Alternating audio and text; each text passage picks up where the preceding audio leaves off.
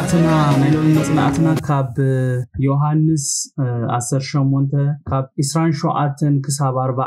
كمتي كلاتكم كتكافلنا تصنحكم كاب إسران شمونتن كسا 30 كلتن زلو حساب كنببمو كابو جميرة نتي أوشت استقامت حساب كافلكم يمالتي كمزي يبل شعور نيسوس كاب كيافانا مقابايا وسدوو نقوهو دما نبرا نساتهم قنا غنشل فاسيقا من تقبل أس كيركسونا مقابايا اي آتاون شعوب إلاتوس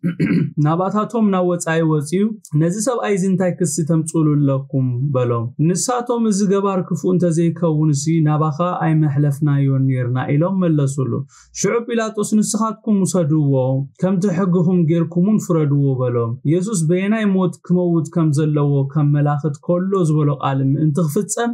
تو ما يهودنا اناس نحدا كواخن قتل كتو ايتفقدنا نبلو يبلنا زغب لزي كابنا اذا حلف سمون زقطله خفلي اذا حلف سمون كم زرعنايو نيسوس بمجمره نابحنا ات ليق كهنا زنبره وسيدمو كم زنبرو بدحري دما نابتنا يشعو غزي ليق كهنا زنبره قيافا كم زوسدو ورينا نيرنا لوم دما يسوس كاب قياف نمغابا خوسدو خلوينا نريزلنا قدسان ازوم اين حفره زي بلوم ننصح حساب حيزوم نغقتلو لعلن تحتن النابلو كاب سرعات اغزابير نسرعاتهم عزيوم زغدسو سلازخونو كمزا ابقطري سانشمونتن ننببو زلنا اتمغابايا ابيت احزاب سلازخونه نابيت احزاب اندحراتيوم بتناتاتهم سرعات سلازرخسو اندحر رخيسوم دما غنشل فاسيغا خبل اسلازيكلو نيسوس نامغابايا ياتيوم نيسوس نابتچكان بيلاطوس يحليفوم هيبوم نساتوم گن غنشل فاسيغا من تخبلو نامغابايا خمزي اتو ويدما كامتا قطبو خلو نري زغرم نغري زوم سبات نرسوم أبا الفاسيكا نبيت أحزاب كمخاد كمتاو رأسهم سلزحلو ويكاب سرعة أملاق سرعتهم سلزحلو نرأسهم كم تصاد كانت غيرهم قطروا يخوليا انتهونا بقدمة لبن كلالي تنزمر مرق زابير قناكم يكونون زوم سبات سلمن تايمنا مقابا يزي آتاو اندحر إلنا سرعات زابير ويتزاز زابير نمفتس آمين غنشل فاسيكا من تخبول أس كبلنا هولو من انت سرعات زابير كفتصمو مالتي زوم سبات سرعات اغزابير نافصمو زغبرو زلو غبرغنا خالي ايغرمكومن سرح اغزابير سرحالخو نابلكا نا اغزابير فقاد غبرالخو يلكا فقادكا كتغبر كلها مالتي زوم سبات والاكو سرعات نخفصمو باكال صبوق غيركم سمعنا قدساني زوم سبات والاكو سرعات نخفصمو باكال نابتي مغابايا ايتومبر نتخلو غبرو زلوم نجر غيرهم مويم حقيدو نيسوس حيزوم نابتچكان بيلاطوس هيبوم موي دحرزي يسوس فرد طراي زصبي بزخون زوم سبات كمزا نعملاخ زفقرو بسرعاتاتو دما زملالسو فقاد اغزابير ون زفصمو سبات نيسوس نابت مغابايا ياتيوم نساتهم بتي بعلاتهم زوصو سرعاتات اتهزب كيحاتهم نبيلاطوس اباف دغ خوينم كتصبابوي وخلو نري أقطر سرانجات انتابلنا شعب إلاتوس نباتاتهم نووصاي وصيو نزي سب ايزين تايكستهم تصولو لكم بلوم يبلنا إلاتوس نباتاتهم نووصاي خوص زغبرو ነገር እንታይ እንደህር ኢልና ንሳቶም ናኡ ከምዘይ አቱ ስለዝፈልጥ እዩ ኢላጦስ ስርዓት ናይ አይሁድ በጣም ጽቡቅ ገሩ ስለዝፈልጥ እዩ ንሱ ናብት ንሳቶም ዘለዎ ስፍራ ወጪ ኢላጦስ ናባታቶም ናወጻይ ወጪ እንታይ ኢሉ ሓቲቶም ነዚ ሰብ አይዚ እንታይ ክስቶም ጽሉለኩም ኢሉ ሓቲትዎ ንሳቶም ኩምሉሱ ለሆሎ እንታይ ኢሉ መልሶምሉ ንሳቶም ድማ እዚ ገባር ክፉ ተዘይከውን ናባኻ አይ መሕለፍናዮን ነርና ኢሎም ኩምሉሰሉ ሆሎ ንሪ ኢላጦስ ምላሽ ናይቶም አይሁድ ምሰመአ መሊሱ እንታይ ኢሉዎም እንደሕር ገባር ክፉ ኮይኑ ንስኻትኩም ሙሰዱዎሞ ከም ትሕግሁም ጌርኩም ፍረድዎ ኢሉ ኩምልሰሎም ሆሎ ንሪ ኣብዚ ከምዚ ነቲ ከምዚ ኩዕሾ ተቀባበሎ ኮሙዮም ዝቀባበሉ ዘለው ኩላቶም በቃ ንስኻ ግበር ንስኻ ከሙዮም ዝበሃሉ ዘለው ጲላጦስ ናብኦም ክደፍእ ኸሎ ንሳቶም ድማ ናብ ጲላጦስ ክደፍእዎ ኸለዉ ኢና ንርኢ ዘለና ሽዑ ጲላጦስ ንስኻትኩም ሰድዎ ከም ትሕግኹም ጌርኩም ፍረድዎ በሎም ኢየሱስ በየናይ ሞት ክመውት ከም ዘለዎ ከመልክት ከሎ ዝበሎ ቃል ምእንቲ ክፍጸም እቶም አይሁድ ንኣናስ ንሓደ እኳ ንኽንቀትል ከቶ ኣይተፈቕደናን በልዎ ተዝቐትልዎ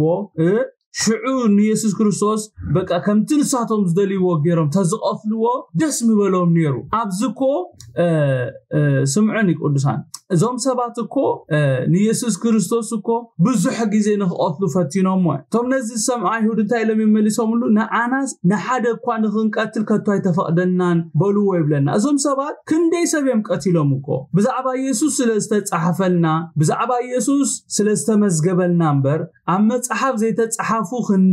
ክንደይ ሰባት እዮም ጨፍጭፎም ቀቲሎም እዞም ሰባት ምናልባት ከምታ አይሁድ ዝበልዎ ንኽቐትሉ ዘይተፈቕደሎም ክኸውን ይኽእል እንተኾነ እዞም ሰባት ግን ኢየሱስ ሓደ ግዜ ጥራይ ዘይኮነስ ብውሕዱ ክልተ ግዜ ክቐትልዎ ፈቲኖም ኣይሰለጦምን ኣብዚ ግና ንጲላጦስ እንታይ ኢሎሞ ንኣናስ ንሓደ እኳ ክንቀትል ከቶ ኣይተፈቕደናን ክብልዎ ኸለዉ ንርኢ እዚ ሓሶቲ ክንደይ ሰብ ቀቲሎም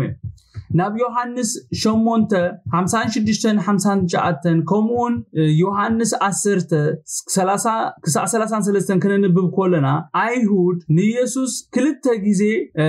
ንኽቐትልዎ እምኒ ከም ዘለዓልሉ ኣብኡ ንረክብ ኢና ኣለኹም ዶ ምሳይ ናብ ሉቃስ 4:30 ከይድና ክንንብብ ኮለና ድማ ናብ ወፃኢ ኣውፅዎ ናብ ከረን ከጽድፍዎ ከም በቃ ናብ ከረን ወሲዶም ድማ ከጽድፍዎ ከም ዝፈተኑን ንርኢና እዞም ሰባት ብእምኒ ስለዘይሰለጦም እምበር ክቐትልዎ ስለዘይደለዩ ወይ ድማ ስለዘይፈተኑ ይኮኑን ኣብዚ ናብ ጲላጦስ ኣመሓላሊፎሞ እዞም ሰባት ኢየሱስ ክርስቶስ ናብ ከረን ወሲዶም ከጽድፍዎ ፈቲኖም እዮም ነይሮም ካብ ላዕሊ ክስንድዎ ፈቲኖም ብማዕኸሎም ሰንጢቁ ወፂኡ ስለዝኸደ እምበር እዞም ሰባት ኣብ ልዕሊ ኢየሱስ ናይ መቕታል ፈተነታት ስለዘይካይዱ ይኮነን ኣብዚ ይሕሱ እዮም ዘለው ዞም አይሁድ ከምዛ ዘይፈተነ ሰባት ኮይኖም እዮም ዝቐርቡ ዘለው ነገር ግን ኢየሱስ ከምቲ አንቶይ ሁላትኩም ትብሎ ዝነበርኩም ብእምኒ ተጨፍጭፉ ክመውት ዘይኮነ ከምቲ ኣብዚ ቃል ነንብቦ ጽሑፍ ምእንቲ ኢየሱስ ክርስቶስ ባዕሉ በኣፉ ዝተዛረበ ኣብ ዮሐንስ 3:14-15 ዝተዛረበ ቃል ክፍጸም ስለዘለዎ እዩ ክቐትልዎ ዘይከኣሉ እምበር ቀደም መጥፍእዎ ነይሮም እዞም ሰባት እድል ተዝረኽቡ ነይሮም ፍቃድ እግዚአብሔር ከምኡ ስለዘይኮነ ኣሕሊፉ ስለዘይሃቦም እምበር ከድኩም ከም ትሕግኹም ጌርኩም ፍረድዎ ዝብል ስልጣን ክህቦም ከሎ ነቲ ዝተዋህቦም ስልጣን ምተጠቀሙሉ ነይሮም ኣይመስለኩምን ቅዱሳን በቃ ንስኻትኩም ምሽ ገበነኛ ኮይኑ ረኺብኩም ወለኹም ምሽ በደለኛ ኮይኑ ረኺብኩም ወለኹም ናባይ ክተምፁ ኣይግባኣኩምን ከም ትሕግኹም ጌርኩም ፍረድዎ ኢሉ ሓደ በዓል ስልጣን ድሕር ስልጣን ሂብዎም ከም ነቲ ስልጣን ክጥቀሙሉ ምኽኣሉ ነይሮም ግን ጎይታ ኢየሱስ ክርስቶስ ኣብ ዮሐንስ 3:14-15 ክዛረብ ከሎ እንታይ ኢሉ ነይሩ ብኡ ዝኣምን ኩሉ ናይ ዘለዓለም ህይወት ምእንቲ ክረክብ እምበር ከይጠፍእሲ ከምቲ ሙሴ ኣብ በረኻ ተመን ዝሰቐለ ከምኡ ድማ ወዲ ሰብ ክስቀል ይግባእ እዩ ኢሉ ስለዝነበረ እዚ ቃል ክፍጸም ስለዘለዎ እዚ ቃል ክፍጸም መታን እምበኣር ንኢየሱስ አይሁድ ከይፈተው ንጲላጦስ ኣሕሊፎም ሂቦሞ ከምታ አንቶይ ዝበልኩኹም ብውሕዱ ክልተ ግዜ ደም ሰለስተ ግዜ ንኢየሱስ ክርስቶስ ክቐትልዎ ፈቲኖም እዮም ክልተ ግዜ ደንጎላል ኢሎምሉ እዮም ሓደ ግዜ ድማ ናብ ከረን ከጽድፍዎ ናብ በሪኽ ስፍራ ወሲዶም ግን ኣይከኣሉን ኢየሱስ ክርስቶስ ጎይታ እዩ ኣሜን ካብ 33-40 ከይና ንንብብ ኮለና ድማ እንታይ ይብለና ሽዑ ጲላጦስ ከም በሓድሽ ናብ መጋባያ ኣተወ ንኢየሱስ ጸዊዑ ከዓ ንስኻዶ ንጉስ አይሁድ ኢኻ በሎ ኢየሱስ ድማ እዚ ዝዛረቦ ካብ ርእስኻ ዲኻ እትብሎ ዘለኻ ወይስ ብዛዕባይ ካልኦት ነጊሮም ሃየ ኢሉ መለሰሉ ጲላጦስ ከ ኣነሞ አይሁዳዊ ደይኮነ ህዝብኻ ሊቃውንት ካህናትን ደይኮን ናባይ ዘሕለፉኻ እንታይ ጌርካ ኢሉ መለሰሉ ኢየሱስ ከ መንግስተይ ካብ ዘዓለም እዚኣ ኣይኮነትን መንግስተይ ካብዛ ዓለም እዚ አንተ ትኸውንሲ በአይሁድ ከይተሓዝ ገላዊ ይምተዋጉ ለይ ነይሮም ሕጂ ግና መንግስተይ ካብዛ ዓለም እዚ አይኮነትን ኢሉ መለሰ ጲላጦስ ድማ በአር ንስኻ ንጉስ ኢኻ በሎ ኢየሱስ ካ ንጉስ ምዃነይሲ ንስኻ እኳ ትብላለኻ አነ ንሓቂ ክምስክር ምእንቲ ዝተወለድኩ ምእንቲ ዝውኔ ናብ ዓለም ዝመጻኹ ካብ ሓቂ ዝኾነ ሁሉ ከዓ ድምፀይ ሰምዕ ኢሉ መለሰሉ ጲላጦስ ከዓ ሓቂ እንታይ በሎ እዚ ኢሉ ከም በሓድሽ ናብ አይሁድ ወፂኡ አነ ሓንቲ በደል እኳ ይረኸብኩሉ ንስኻትኩም ግና ብፋሲጋ ሓደ እሱር ክፈትሓልኩም ልማድ ኣለኩም እምበኣር ነዚ ንጉስ አይሁድ ክፈትሓልኩም ትደልዩ ኢኹም በሎም ሽዑ ከም በሓድሽ ኣዊሎም ንባርባን ደኣምበር ንዝስ ኣይኮነን በሉ ባርባን ግና ከታሪ ዝነበረ ይብለና አይገርም ጲላጦስ ንአይሁድ ንስኻትኩም ውሰድዎ ከም ትሕግኹም ጌርኩም ፍረድዎ ምስ በሎም አይሁድ እንታይ ኢሎም መሊሶምሉ ንአናስ ንሓደ እኳ ክንቀትል ከቶ ኣይተፈቐደናን በልዎ ይብለና ጲላጦስ ተመሊሱ ናብ መጋባይ ኣትዩ ንኢየሱስ ፀዊዕ እንታይ ኢሉ ሓቲትዎ ንስኻዶ ንጉስ አይሁድ ኢኻ ኢሉ ከሓቶ ኮሎ ንሪ ኢየሱስ ነቲ ዝተሓተቶ ክምልስ ኮሎ እንታይ ኢሉ መሊሱሉ እዚ ትዛረቦ ዘለኻስ ካብ ርእስኻ ዲኻ ትብሎ ዘለኻስ ወይስ ብዛዕባይ ካልኦት ነጊሮም ኢኻዮም ኢሉ ክምልሰሉ ኮሎ ንሪ ጲላጦስ ነቲ ኢየሱስ መሊሱ ዝሓተቶ ሕቶ ካይመለሰ ንኢየሱስ መሊሱ እንታይ ኢልዎ ጲላጦስ ካ ኣነሞ አይሁዳዊ ደይኮይነ ህዝብኻን ሊቃውንትኻን ካህናት ደይኮኑ ናባይ ዘሕለፉኻ እንታይ ጌርካ ኢሉ ክሓቶ ኮሎ ንሪ ማለት እዩ ወይታ ኢየሱስ ክርስቶስ ድማ ሕጂውን ከም በሓድሽ ነቲ ጲላጦስ ዘቕረበሉ ሕቶ ክምልስ ኮሎ እንታይ ኢሉ ኢየሱስ ከዓ መንግስተይ ካብዛ ዓለም እዚ ኣይኮነትን መንግስተይ ካብዛ ዓለም እዚ አንተ ትኸውንሲ በአይሁድ ከይተሓዝ ገላዊ ይምተዋጉ ለይ ነይሮም ሕጂ ግና መንግስተይ ካብዛ ዓለም እዚ ኣይኮነትን ኢሉ ክምልሰሉ ኮሎ ንሪ ነዚ ዝሰምዐ ጲላጦስ እምበኣር መሊሱ ንጎይታ ኢየሱስ ነቲ ኣቀዲሙ ዝሓተቶም ክሓቶ ኮሎ ንሪ ማለት እዩ እምበኣርከ ንስኻ ንጉስ ኢኻ በሎ ኢየሱስ ከዓ ንጉስ ምዃነይሲ ንስኻ እኳ ትብል ኣለኻ ኣነ ንሓቂ ክምስክር ምእንቲ ዝተወለድኩ ምእንቲ ዝዮ ናብ ዓለም ዝመጻኹ ካብ ሓቂ ዝኾነ ከዓ ኩሉ ድምፀይ ይሰምዕ እዩ ኢሉ መለሰሉ ይብለና ኢየሱስ ነቲ ካብ ጲላጦስ ዝቐረበሉ ሕቶ ክምልስ ኮሎ እንታይ ኢሉ እወ ኣነ ንጉስ እየ ነገር ግን መንግስተይ ካብዛ ዓለም እዚ ኣይኮነትን መንግስተይ ካብዛ ዓለም እዚ አንተ ትኸውን ነራሲ በአይሁድ ከይተሓዝ ገላዊ ምተዋጉ ለይ ነይሮም ሕጂ ግና መንግስተይ ካብዛ ዓለም እዚ ኣስለ ዘይኮነት ኣብ ቅድሜኻ ከም ገበነኛ ንኽፍረድ ደው ኢለለኹ ክብሎ ኮሎ ኢና ንሪ ዘለና ወይታ ኢየሱስ ነቲ እምበኣርከ ንስኻ ንጉስ ኢኻ ኢሉ ንዝሓተቶ ጲላጦስ ንጉስ ምዃነይሲ ንስኻ እኳ ትብል ኣለኻ ኢሉ ምስ በሎ ብቐጥታ ነቲ ናብዚ ምድሪ ስጋ ለቢሱ ሰብ ኮይኑ ከም ሰብ ተወሊዱ ዝመጻሉ ዋና ዓላማ ምዝራብ ኣትዩ እግዚአብሔር ስሙ ይባረክ አሜን ወይታ ኢየሱስ ብዛዕባ ናብዛ ዓለም ዘምጾ ቀንዲ ዓላማ ክዛረብ ኮሎ እንታይ ኢሉ ኣነ ንሓቂ ክምስክር ምእንቲ ዚ ተወለድኩ አሜን ምእንቲ ዝውኔ ናብ ዓለም ዝመጻኹ ካብ ሓቂ ዝኾነ ሁሉ ከዓ ድምፀይ ይሰምዕ እዩ ብምባል ስለምንታይ ከም ዝተወልደ ስለምንታይ ናብዛ ዓለም ከም ዝመጸ ንጲላጦስ ክነግሮ ኮሎ ንሪ ኢየሱስ ጎይታይ አሜን ጎይታ ኢየሱስ ስለምንታይ ናብዛ ምድሪ እዚኣ መጽዩ እንድሕር ኢልና ቀዳማይ ንእግዚአብሔር አቦ ሙሉ በሙሉ ብምልአት ክገልጾ ንባህር አምላኽን ዕላሙኡን በቃ ክገልጽ ናብዛ ምድሪ ዝመጽዩ አሜን ክብር ንጎይታ ይኹን ጎይታ ኢየሱስ ክርስቶስ ተቀንዲ ናብዛ ምድሪ እዚኣ ዘምጾ እንታይ እንድሕር ኢልና ንእግዚአብሔር አቦ ሙሉ በሙሉ ብምልአት ክገልጽ ንባህር አምላኽን ዕላሙኡን ከንጸባርቕ እዩ ናብዛ ምድሪ እዚኣ መጽዩ ኢየሱስ ክርስቶስ ጎይታይ ዮሐንስ 1:18 ዮሐንስ 3:32 ከድኩም እንድሕር አንቢብኩም ነዚ ሐሳብ እዚ አቡ ትረኽብዎ ይኹም ኢየሱስ ጎይታይ ካልኣይ ዕላማ ምምጽዩ ድማ ከምታ ምንም አበሳ ዘይብላ ገንሸል ከመዓ አበር ዘይብሉ ገንሸል አምላኽ ኮይኑ ምእንቲ ህዝብ ዓለም በጃ ክመውት ናብዛ ዓለም እዚኣ ጎይታ ኢየሱስ ክርስቶስ መጽዩ አሜን ጎይታ ኢየሱስ ክርስቶስ አነ ንሓቂ ክምስክር ምእንቲ ዝተወለድኩ ሓቂ ኢየሱስ ክርስቶስ ጎይታ ምእንቲ ዝውኔ ናብ ዓለም ዝመጻኹ ክብር ንጎይታ ይኹን አሜን ካልኣይ ዕላማ መምጽዩ ናይ ጎይታ ድማ እንታይ እንድሕር ኢልና ከምታ ምንም አበሳ ዘይብላ ገንሸል አምላኽ ኣብ ቅድሚ እግዚአብሔር እግዚአብሔር ንመስዋዕቲ ተቀርብ ንመስዋዕቲ ሃይጣት ተቀርብ ከምኡ አበር ዘይብሉ ገንሸል አምላክ ኮይኑ ምእንቲ ህዝብ ዓለም በጃ ከመውት ይናብዛ ዓለም እዚኣ መጽዩ ኣብ ዮሐንስ 1:29 ተንቢብና ነዛ ሓሳቡና ወንረኽቦይና ሳልሳይ ዕላማ መምጽዩ ድማ ከመይ ኢልና ክነብር ንአምላክ ክነስምሮ ከም ዘሎናን ንነፍስ ወከፍ አመንቲ አብነት ክኾነና አሰሩ ክንስብ ምሳሌ ክንኮነ ኢሉ ናብዛ ዓለም መጽዩ አሜን ቀዳማይ ንምንታይ መጽይና ንእግዚአብሔር አቦ ሙሉ በሙሉ በመልአት ክገልጾ ንባህር አምላኽን ዕላሙኡን ከንጸባርቕ እዩ ናብዛ ምድር ዝመጽይ ካላአይ ከምታ አበር ዘይብላ ገንሸል በቃ አብ ክንድ ነፍስ ወከፍና አብ ክንድ ህዝብ ዓለም በጃ ከመውት ናብዛ ዓለም እዚያ መጽይ በሳልሳይ ደረጃ ድማ ዕላማ መምጽዩ ድማ ከመይልና ክነብርን ንአምላክ ክነስምሮ ከም ዘለና ንነፍስ ወከፍና አብነት ክኾነና አሰሩ ክንስብ ምሳሌ ክኾነና ኢሉ ናብዛ ዓለም እግዚአብሔር ንወዱል ኢኹ ኢየሱስ ጎይታይ ሓደ ካብቲ ጎይታ ኢየሱስ ንጲላጦስ ኣብ ቁጥር 37 ተዛረበ ቃል እንታይ ዝብል እዩ ካብ ሐቅ ዝኾነ ኩሉ ኸአ ድምጸይ ይሰምዕ ኢሉ እግዚአብሔር ስሙ ይባረክ ደስ አይብል ኣብ ቁጥር 37 ጎይታ ኢየሱስ ክርስቶስ ታይልዎ ካብ ሐቅ ዝኾነ ኩሉ ኸአ ድምጸይ ይሰምዕ ኢሉ እግዚአብሔር ስሙ ይባረክ እቶም መንፈሳዊ ዕንቶምን መንፈሳዊ እዛኖም ዝተኸፍተ ዘበለ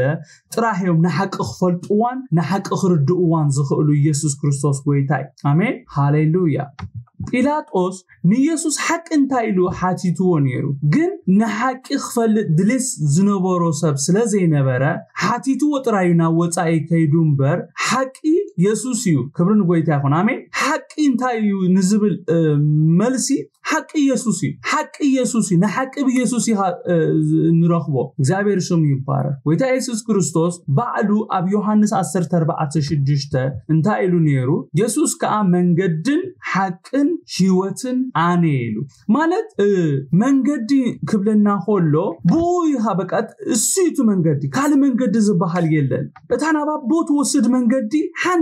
ሓንቲያ ንሱኻ ኢየሱስ እዩ እቲ ሐቅኻ ኢየሱስ እዩ እቲ ኩሉ ሐቂ ኣብ ክርስቶስ እዩ ዘሎ ኢየሱስ ክርስቶስ ጎይታይ ህይወት ድማ ኣብ ካላይ ንረኽባና ህይወት ኣብ ክርስቶስ እዩ ዘሎ ንሱ ንባዕሉ ህይወት እዩ አሜን ዶ ጎይታ ኢየሱስ ክርስቶስ ባዕሉ እዩ ኣብ ዮሐንስ 10:46 ኮሚሉና ኢየሱስ ከአ መንገድን ሐቅን ህይወትን አነ ብዘይ በአይ ሓደኳ ናበቦ ዝመጽ የልቦን ኢሉ ኣብዚ ጎይታ ኢየሱስ ክርስቶስ መንገድን ሐቅን ህይወትን ክብል ኮሎ ሶርስ ናይ በቃ ናይ ሐቅን ምንጭ ናይ ሐቅን ምንጭ ናይ ህይወትን አነ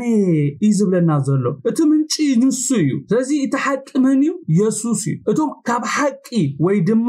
ካብ ኢየሱስ ዝኾኑ ድማ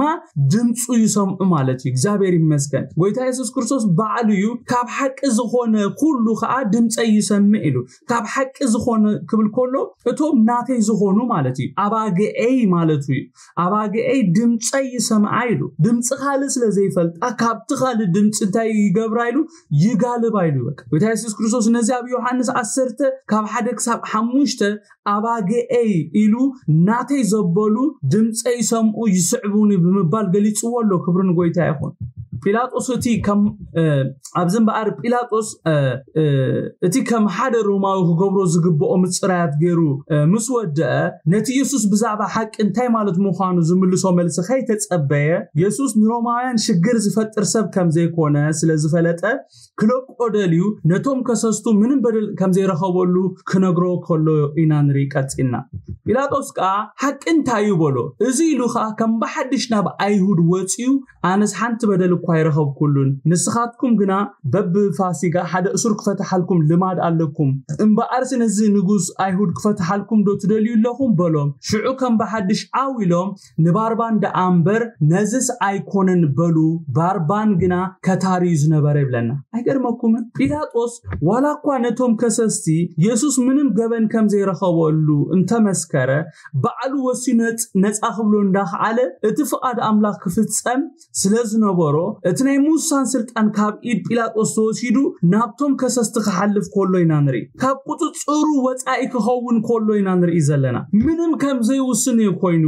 ጲላጦስ ኣብ ቁጥር 39 ክሳብ 40 ኸይድና ክንንብብ ኮለና ነዚ ክብሎ ጽናሕኩ ኢና ኣብኡ ንርኢ እዞም ኣቀዲሞም ናይ ሞት ፍርዲ ፈሪዶም ነቲ ንሳቶም ኣቀዲሞም ዝወሰንዎ ውሳኔ ተግባራዊ መታን ክገብረሎም ኢሎም ናብ ጲላጦስ ዘምጽዎ ኢየሱስ እቲ ህዝቢ ወይ ከሰስቱ ይፈታሕ ኢሎም ከም ዘይብሉ እናፈለጠዩ ጲላጦስ ነዚን ንጉስ አይሁድ ክፈታሐልኩም ትደልይለኩም ኢሉ ሓቲቶ ድቃስ ዘይብሎም ሓዲሮም ከም ኩላቶም ናይ ሞት ፍርዲ ፈሪዶም ተሰማሚኦም በሓደ ድምጺ ይሙት ኢሎም ንኢየሱስ ክርስቶስ ፈሪዶም ሓደ ነገር ዘይተረድኦም ነገር እንታዩ እዞም ሰባት ዋላኳ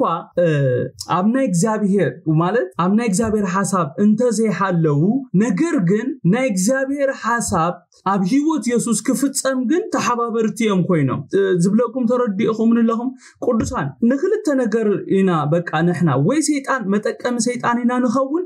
ወይ ድማ መጠቀም እግዚአብሔር ኢና ንኸውን ሓደ ነገር ክንርዳ አንቶ ኢዮባ ብጣዕሚ ጽቡቅ ገይሩ ዛረብ ነይሩ ጽቡቅ ገይርኩም ስምዑኒ ከም ይሁዳ ክንከውን ንኽእሊና ከም ሐዋርያት ድማ ክንከውን ንኽእሊና ከምቶም ካልኦት ይሁዳ እግዚአብሔር ንዕላሙኡ ዘሐረዮ ሰብ ነይሩ ይሁዳ ንፍቃድ እግዚአብሔር ዝተፈለየ ሰብ ነይሩ ነገር ግን በፍቃዱ ካብትና እግዚአብሔር ነገር አዝሊቁ ኣብናይ ሰይጣን ቢዝነስ አትዩ ማለት እዩ ጎይታ ኢየሱስ ክርስቶስ ክመውት ናይ ግድኒ ጎይታ ኢየሱስ ክርስቶስ እቲ ብዛዕቡ ዝተጻሕፈ ዘበለ ሁሉ ኣብ ህይወቱ ክፍጸም ናይ ግድኒ ሓቀደ ቅዱሳኔ ወዲ ሰብ ኢሉ ጎይታ ኢየሱስ ክርስቶስ ክዛረብ ኮሎ ከምቲ ዝተጻሕፈሉ እዩ ዝኸይድ ኢሉ ወዲ ሰብ ከምቲ ዝተጻሕፈሉ ኢሉ ነፍስ ወከፍና ንፍተው ንጽላ ብዛዕባና ዝተጻሕፈ ነገር ስለዘሎ ከምቲ ዝተጻሕፈልና ኢና ንኸይድ እዚ ማለት ግን ካብቲ ዝተጻሕፈልካ ወጻኢ ክትነብር ኣይትኽእልን ኢኻ ማለት ኣይኮነን ቅዱሳን ክንጋገ የብልና ከምና ይሁዳ ዘይ መጽሐፍ መወዳእታ ካሲ ሳጥናኤል ክጽሕፎ ይኽእል እዩ መወዳእታ ኻናት ካሲ እንድሕር ካብቲ እግዚአብሔር ዝራኤልካ ወጽኢ ካሲ ብሳጥናኤል ክድምደም እዩ ተርዲኹም ንቅዱሳን ንመኒና ፍቃድና ነግዝኦ ይወሳኒ ንመኒና ፍቃድና ነግዝኦ እቲ ዋና አገዳሲ ነገር እዞም ሰባት ጎይታ ኢየሱስ ክርስቶስ ነቲ ዝመጻሉ ዕላማ ንኽፍጽም ተራ ተጻዊቶም ዶ ኣብ ተራ ተጻዊቶም ዶ ቅዱሳን ጎይታ ኢየሱስ ክርስቶስ በጃ ዓለም ከመውሲ ተራ ታብ ተራኩም ተጻዊቶም ክስቀል ነይርዎ እንተበቲ ክስቀል ከመውት ነይርዎ ደሞዝ ናይ ኃጢአት ክኸፍል ነይርዎ ግን እዞም ሰባት ግን ኣብቲ ናይ እግዚአብሔር ቢዝነስ ዘይኮኑስ ኣብቲ ናይ ዲያብሎስ ቢዝነስ ስለዝነበሩ ዲያብሎስ ምንም ዝፈልጦ ነገር ስለዘየሎ አሻ ስለዝኾነ ንኢየሱስ እንደ ሕርቀቲሉ በቃ ዝተዓወተ ስለዝመሰሎ ክሳብ መስቀል ወሲድዎ ክሳብ መቅባር በጽሑ ክሳብ ነቲ መቃብር ዘሐሉ ኮይኑ ክሳብ በቃ እንታይ መህብለኩም ነቲ መቃብር ዘሓትም ኮይኑ አቡ ሓቲሙ ከትርፎ ኸይተስ ግን ናይ ይሁዳ አንበሳ ድማ መቃብር ፈንቂሉ ተንሲ ኢየሱስ ክርስቶስ ጎይታይ ጽሑፍ ክፍጸም ናይ ግድኒ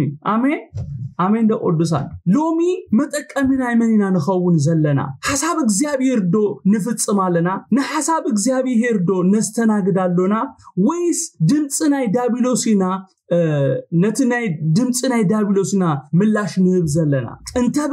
እንተበቲ ፍቃድ እግዚአብሔር መፍጻሙ አይተርፍኒ እንተ ኢድና ሐዊስናሉ እንተ ኢድና ዘይሐዊስናሉ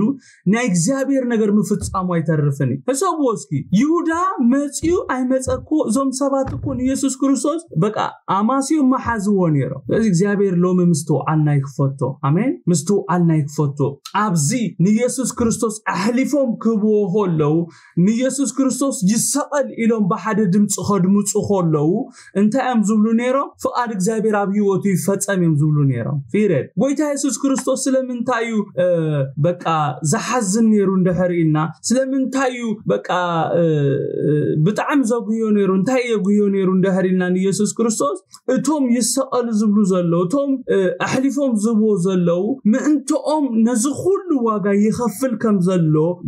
يردقوا بزي مهلاو السو يزحزنو ينبر نيرو فقد أملاك أبيوتو يفتسن كم سلازلوكو حقوسي يسوس كريستوس قويتاي آمين كبرلو قويتاي هون سلازي زوم سبات يسوس يفتح كم زيبلو النافلة يودا مانو بيلاطوس انتايلوسي نزي نقوس هاي هودو كفتح لكم إلو كحاتهم كولون رساتهم دما نو نزي اي تفتحايو نزي قتلو عين دليونينا نباربان جن فتحلنا يلومو كمتا انتو يوبا كومون يورسان تبلو زنبرت باربان ناتين ناتاتكم ان هيوزو كل سبي زابير يمسكن امين غويتا يسوس كريستوس زغرمكم اب ايدروماويان اتيخا مالت اخيلو كابوي روماويان قللت سبات كايمسلوهم چكانات سبات يمنيرو سلازيوم كان عالم زغزو نيرو بتعام چكانات يمنيرو سلازي اب ايدو مودي كمالت اموخا ببوليتيكا تاثير كمالت اموخا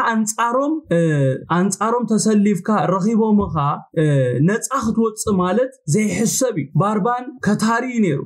اشباري مالتي نتي قتاري نتي كتاري نتي اماصي غويتا يسوس كريستوس حراوصيو امين غويتا يسوس كريستوس نايت اماصي بوتا وسيدو نايت كتاري بوتا وسيدو نايت قتالي بوتا وسيدو نايت زماوي بوتا وسيدو نايت حساوي بوتا وسيدو كبرن غويتا يخون بوتا ناي نفس وكفنا وسيدو غويتا سمو بروه يخون بفقادنينتي غويتا نزغيرو እግዚአብሔር ስሙ ይባረክ ምናልባት አይሁድ ምናልባት ጸላአቱ በቃ እዚ ንሳቶም ዝገበሩ መስሎ መخئሊ እትናቶም ሐሳብ እትንሳቶም ዝሐሰብዎ እትንሳቶም ፕላን ዘውጽዎ ሳክሲድ ዝገበረ ዝተዓወተ መስሎም ይخئሊ ነገር ግን እትናቶም ፕላን ዘይኮነሲ እትና እግዚአብሔር ሐሳቢው አብ ኢየሱስ ክርስቶስ ተፈጽሙ ሎሚ I have a good news ምናልባት ሰይጣን ምናልባት ጸላአትና ምናልባት ንውድቀትና ለይትን መዓልትን ዝሰርሑ መናፍስቲ ብዝተፈላለየ መንገዲ ከነሐልፍ ተራኽጻውቱ ሆለው እትንሳቶም ኣብ ልዕሌና ዝበልዎ ዝኸውን ዘሎኽ መስሎ መخئሊ ነገር ግን እግዚአብሔር ስሙ ይባረክ ኣብ ህይወትና ግን እቲ እግዚአብሔር ዝበሎ ጥራይ ዝኸውን አሜን አሜን ዶ ዋላ ዝተአወጀ አዋጅ ተአወጅ ዋላ ዝወጸም በቃ ምኽሪ ይመከር ሓደ ነገር ክንፈልጦ ዝግባአና እቲ ኣብ ህይወትና ዝኸውን ነገር እንታይ እንደህሪልና እቲ እግዚአብሔር አቦ ብዛዕባና ዝበሎ ጥራይ ዝኸውን አሜን አሜን ካብ አፍ እግዚአብሔር ዝወጸ ነገር ጥራዩ ኣብ ህይወት ነፍሶ ከፍና ዝፍጸም በዚ ክንሕጎስ ይግባአና ጎይታ ኢየሱስ ክርስቶስ ከምታ አንቶ ይዝነገርኩኩም ክልተ ጊዜ ደንጎላል ኢሎምሉ ነይሮም አነ ቅድም አቦኹም አብርሃም ነይረ እግዚአብሔር አቦዩ ገለ ክብሎም ኮሎ ርሱ ምስ አቦ ከተሐዝ ኮሎ እምኒ ይልዕሉሉ ነይሮም እምኒ ልዕሎም ከም ልማዶም ጨፍጭፎም ዘይቀተልዎ ስለምንታይ እንደህር ኢልና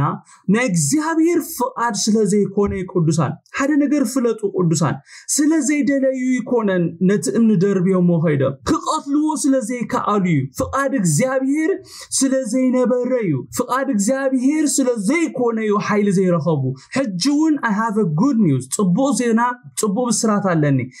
ዋላ ደንጎላ ያልዕሉ ዋላ ድላዮም ይልዕሉ ስምዑኒ እግዚአብሔር በተሐለፍ ዋዝበለና ጥራይና ነሐልፍ አሜን እግዚአብሔር ዝብሎ ጥራይ ኣብ ህይወትና ዝኸውን ካብ ከረን ከጽድፍዎኮ ናብ ከረን ናብ ትጫፍ ናይታ ከተማ ወሲዶም ናብ ትጫፍ ከተማ ኣብጽሖም ግን ከጽድፍዎ ይካአሉን ስለምንታይ እንደህሪና ጎይታ ኢየሱስ ክርስቶስ በተራ ሰባት ጻዲፉ ሆመውት አይኮነን መጽ ጎይታ ኢየሱስ ክርስቶስ ካብ ሰማያት ወሪዱ ዝመጸ ፍቃድ እግዚአብሔር ኣብ ህይወቱ ክፍጽም እዩ እግዚአብሔር ስሙ ይባረክ ሎሚ ደቅ ጎይታ ዝኾንና ክንፈራህ አይግባአናኒ እቲ እግዚአብሔር አቦ ዝበሎ ጥራይ ኣብ ህይወትና ስለዝኸውን ማለት እዩ ኣብ ደቅና ዝኸውን ኣብ ሓዳርና ዝኸውን በዘይና እግዚአብሔር ፍቃድ በዘይና እግዚአብሔር ፕላን ኣብ ህይወትና ዝኸውን ነገር ምንም የለ ክንደይ ጉርጓድ ዘይተኸዓተልናቱም ሰባት ክንደይ ጉርጓድ ሞ ዘይተኸዓተልና ዳቢሎስ ክንደይ እቲ ኣብ ናሽናል ሰርቪስ ኮለና ከም ዝናብ ናይ ጦር መሳሪያ አይነት ከማይ ክዘንበና ሆሎ ምንም ከይተንከፈና ሙፃና እዝና እግዚአብሔር ፍቃዲ እዝና እግዚአብሔር ዓላማ ስለዝነበረ ንኻልኦት ዝቆራርጾም ዝነበረ ንኻልኦት ዝቀትሎም ዝነበረ ኣብ ቅድሜና ዝወስዶም ዝነበረ ንኣና ይተንከፈና እግዚአብሔር በቃ ብኡ ክንሓልፍ ስለዘይደለ ገናናትና ጊዜ ስለዘይበጽሐይ እዚ ክብል ኮለኹ ንሕና ዝበለጽና ሰባ ስለዝኾንና ኢና ኣይኮንኩን ዝብል ዘለኹ እግዚአብሔር ግን ምሳና ስለዝነበረ ካሊ አጀንዳ ስለዘለዎ በህይወትና በአና ክገብሮን ክሰርሖን ዘለዎ ነገር ስለዘሎ ክሳሕጂ ጽንሕና ሎ ኢየሱስ ክርስቶስ ጎይታይ ክብርን ጎይታይ ይሁን እንታይ ክብለኩም ደለ ይመስልኩም ንኢየሱስ ክርስቶስ ሰለስተ ጊዜ ናይ መቅታል ፈተነ አካይዶም ክቆትልዎ ዘይከኣሉ ወይ ዘይሰለጦም አቅም ስለዘይነበሮም ማለት እቲ አጋጣሚ ስለዘይረኸብዎ ይኮነን ይዝብለኩም ዘለኹ ሰይጣን ብዙሕ አጋጣሚ ንዓይና አሓትኩምን ክቀትለና ዝኽእለሉ ኦፖርቹኒቲ ነይሩ ግን ክሳሕጂ በህይወታልና ኢየሱስ ክርስቶስ ጎይታይ ስለምንታይ እንደሕሪልና ናይ እግዚአብሔር ታይም ስለዘይበጽሕ እግዚአብሔር ብኡኡ ክንሓልፍ ናቱ መደብ ስለዘይነበረ ማለት ስለዚህ ጎይታይ ባረኩም ደስ ይበልኩም በዛ አምላኽ እዚ እግዚአብሔር ዝበሎ ጥራይ በህይወተይ ዝኸውን ኢልና በቃ ከይፈራሕና ብትብዓት በቃ ንእግዚአብሔር አምላኽና ብጭካነ ክነገልግሎ ይግባአና እግዚአብሔር ይመስገን አሜን ጎይታ ኢየሱስ ክርስቶስ ብነገር ኩሉ ይባረኩም ጸጉ ይብዛሐልኩም ዳው ንሕያብ አምላኽ ማይክ ጎድፎሌ ዳሃር ንሱ ምስተዛረብ ጸሊና ነው ዲና ተባረኩልኝ